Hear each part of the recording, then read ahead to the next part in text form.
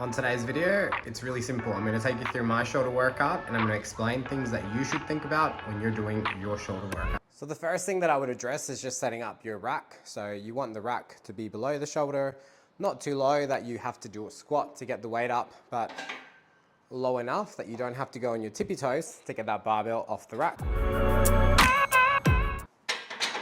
Your warm-up can be pretty simple. You can just start by doing strict presses with the empty bar, just to get a little bit of blood flow happening through the upper body so that your shoulders feel warm enough and your joints feel good when you decide to do your heavier weights.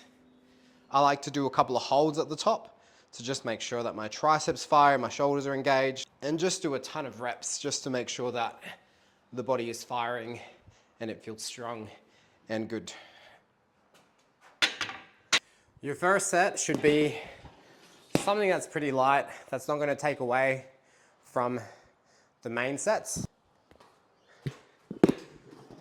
I'm going to be doing 5 sets of 5 at 75 today. So I'm going to start with maybe just over 50% of what that's going to be, which in this case is 40 kilos.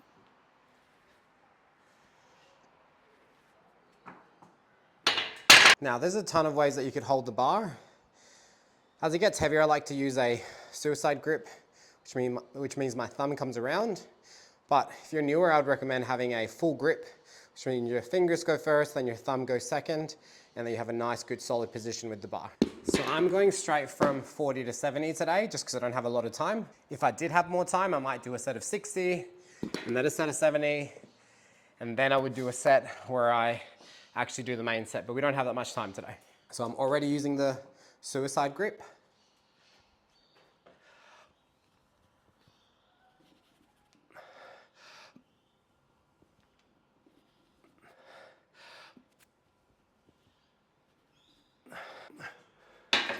Now I should address this, whenever you start doing any sort of body part, you should always choose the compound exercise first.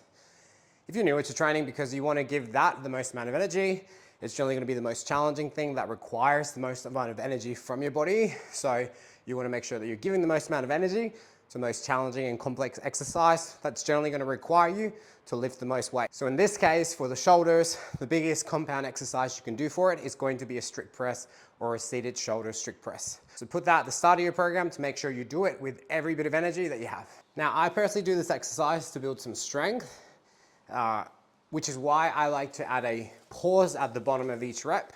I would find it a little bit easier if I did them straight up and down, but to make the exercise more challenging without making me add more weight, we can add a pause at the bottom, which makes the exercise more challenging without you having to add extra load.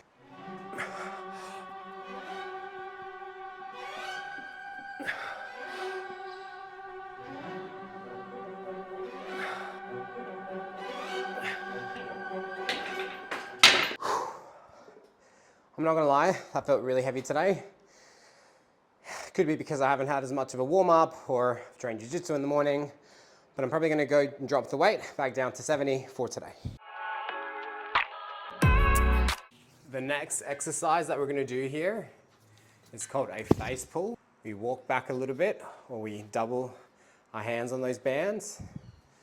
I pull towards my forehead, and then I relax the arms. We don't need too much tension on the band. We just need enough tension that when we pull back, we feel the back of our shoulders engage and start to work.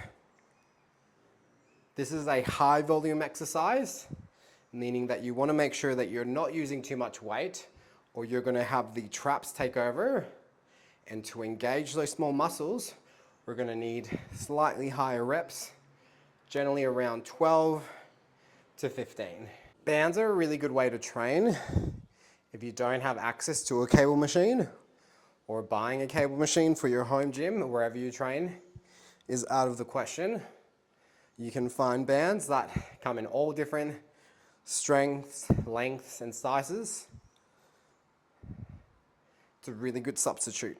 If I did have a cable machine though, I would probably prefer to use that. If you struggle to engage your side lateral delts, you can lean away from a post like this, and it just ensures that you don't use your traps too much.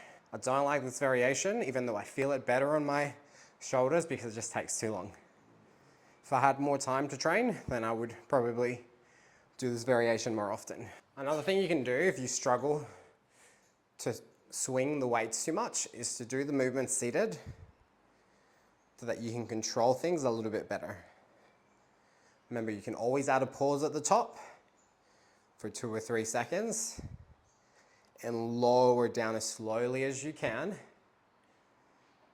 to engage the muscles so that you get the benefit from the exercise.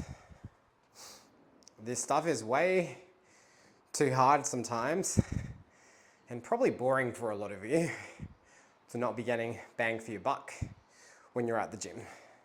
So here's the whole workout.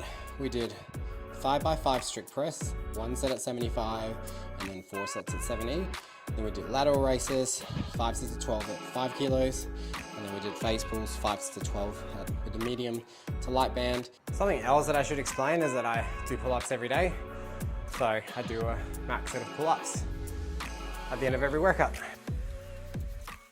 If you enjoyed today's video, make sure to like and subscribe and share it around with somebody who you think will need it.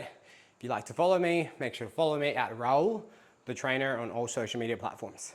And Winnie, say goodbye to me.